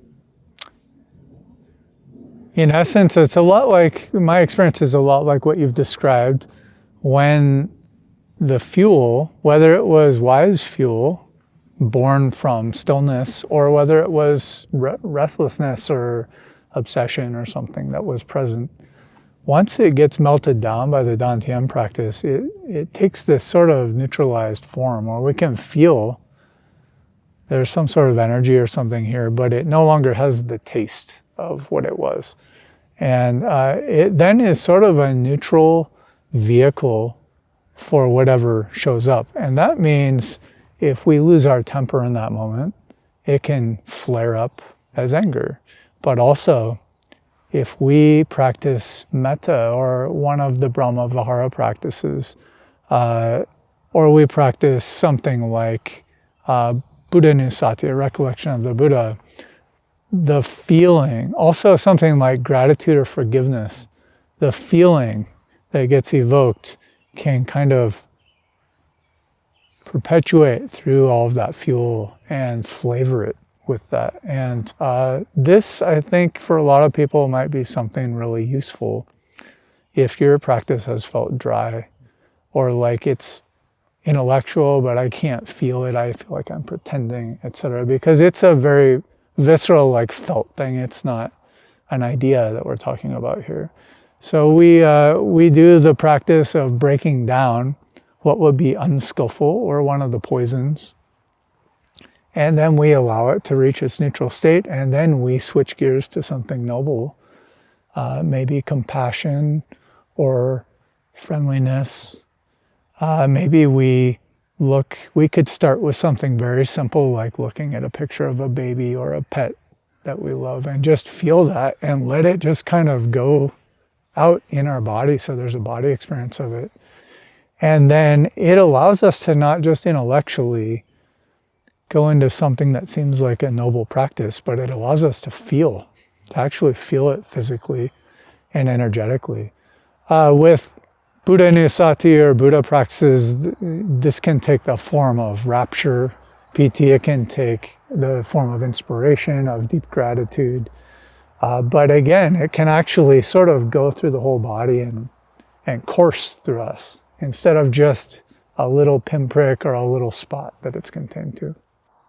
Thank you. I've really felt this is one of the key reasons for people to understand the Awakening Alchemy is because, we hear about all these noble practices, but this provides a fuel which really you can at some point turn to whatever direction seems wholesome. And, I think of it often as once you have the mind as a white cloth, you can drop on a bead of golden dye and it just pervades out and, sensitizing to the mind, gladdening the mind in the Anapanasati Sutta. Well, we've covered a lot of ground, Jason. Is there anything else that you think it would be meaningful to touch on in terms of this practice, its edges, its kind of horizons and more? Maybe just something that I can bring over from Mahayana Buddhist language that can be helpful for people practicing the Dhamma is it's more overtly talked about in Mahayana Buddhist texts, the concept of capacity, and that beings have different capacities. We have different, and that's just a word for lots of ways we could say that, different karmic propensities or different obstacles in our lives and things. And so, of course, certain practices are going to come to us better on one day than another, and also for some of us much easier than others. And that can be really difficult for a lot of us because we can feel like it's not fair. I really need this metta practice and I'm an angry person. I can't do it or something. We're not stuck there. And two of the biggest ways I've discovered for working with raising capacity, one is merit and meritorious action, ethical action. I think that's why the root of a lot of Buddhist stuff is sila and ethical behavior. It is also in old Taoist practices. And that really stacks the deck in our favor that we may open in ways that we probably wouldn't normally. And then the other is energetically developing greater capacity. So these practices, that is in essence their main function or how they're employed in the system of practice that I teach and kind of do myself is they've really helped open my heart center. They've helped to drop my coping mechanisms and my guarding. They've helped me realize things that intellectually I knew, but I didn't feel. And if we just open to that and then we practice them and we let that unfolding happen in its own way, on its own time, our other Buddhist practices we might find come more alive for some of the reasons that we've already mentioned. And when we combine that and merit and maybe willingness to practice renunciation and willingness to forgive and explore release, they all support each other, and it starts to get easier and easier and easier and more tangible. I think we spoke about what I thought were the limitations of samatha, samadhi practice as brought to the West, and Alice Gopnik, who is a professor at the University of Berkeley, identified several different modes of consciousness. There's spotlight awareness, which focuses on one object, and so many samatha, breath-based practices were framed that way, of just breath at the tip of the nose and just that. Or lantern awareness, which is completely open, very much right brain, sampajanya. Sort of whatever arises in the moment is completely appropriate, maybe resonant with certain non-dual approaches of non-effort, but there is effort to be made. But she identified a third type of awareness, and I find both of those are limited. A third kind of awareness that manifests very differently in the mind, and that's play awareness. And yet, when you take, moderns so accustomed to thinking and tell them, you can't play with some of these practices, which are, it's like giving a kid a wooden block and telling him to play with it. Like, what do you do with the breath at the tip of the nose or a one-word mantra? But with these paradigms, there is, it's playing an instrument. It's firing furnaces. It's there's a real element of interest which can drive the practice, and it can be engaged and fun and interesting and enjoyable in a way that I feel like leads people beyond that impasse. And I think play awareness is the correct paradigm in a lot of cases. It dances between spotlight and lantern. So for giving people more of the chords and the sheet music and all that, just very much appreciate your gift to the Dharma here, Jason. Thank you so much. Thank you. Yeah. You may have been the longest interview I have ever done, Jason. Same here. Well, let's bow to the Buddha. Okay.